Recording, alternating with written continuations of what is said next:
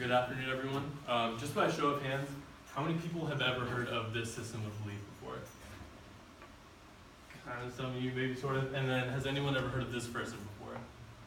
No one. Okay, perfect. That's what I was expecting. So we're definitely going to talk about that today.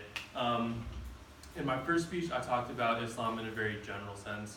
So I thought it would be wise to use this second informative speech to talk about Sufism. And my own personal definition for Sufism is the spiritual component of Islam.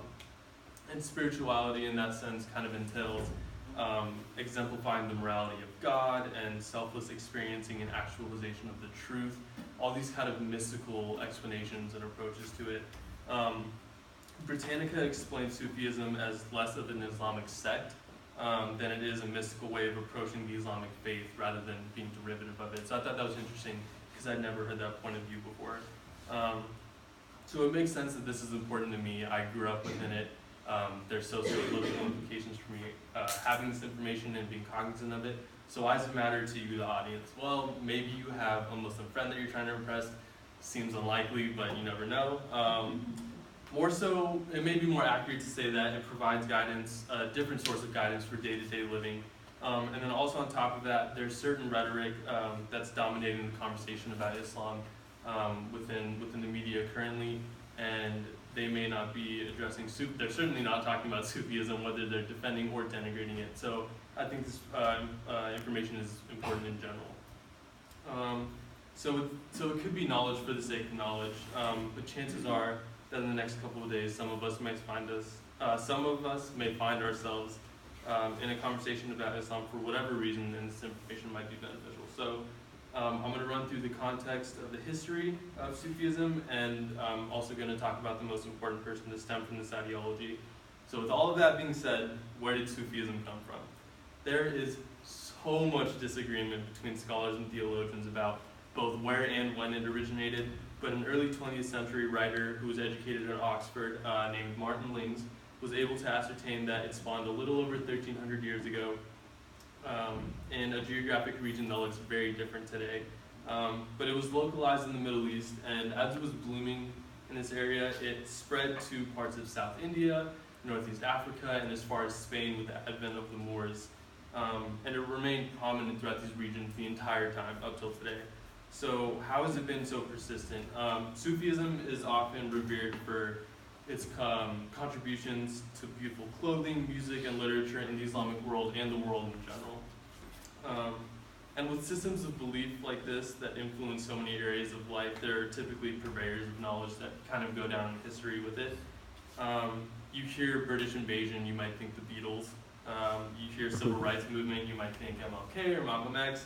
You hear the word regret, you might think current presidential administration, et cetera, et cetera. So you cannot bring up Sufism to a Sufi or a Muslim without talking about this person right here. And his name was Jalal ad-Din Muhammad Rumi, and judging by most of your faces, we're just going to call him Rumi. He was basically a 13th century Persian poet who was a devout follower of Sufism, and he wrote texts, poetry, practices that still circulate widely today. And basically he used really banal examples of life to convey the spiritual world to his followers. Leonard Lewison is a professor in the United Kingdom, and in 2014 he wrote a book entitled The Philosophy of Ecstasy, in which he divided the works of Rumi into categories like free will and predestination, love versus reason, the divine feminine, immortality of the soul, punishment versus reward, and without a doubt, love. So it's more than apparent that Rumi was a well-versed man. And in closing, I just want to reiterate that while this information stems back hundreds of years, it can hold contemporary applications if we allow it to. And the information gleaned from this experience may contribute to conversations for the future. So it's only fitting that I leave you with the words of Rumi. So here's a quote that I often live by. If you are irritated by every rub, how will you ever be polished? And that is kind of a daily reminder for me because I get general crowd anxiety, and not in a setting like this. I'm talking more so if you know what it's like to be on campus at U hour on a Tuesday when they're giving out free pizza or hot dogs, when there's just swarms of people everywhere. And as I snake my way through the crowd and people are bumping into me, all I can think about is, hey, couple, I hate people, I want to go home. But this philosophy of Rumi kind of brings me back down to my own level. And it's just a reminder that I've met some of the greatest people in my life through this institution, and that I should spend more time appreciating them deeply rather than hitting everyone else on a surface level. So hopefully you can all indoctrinate that philosophy as well. Thank you.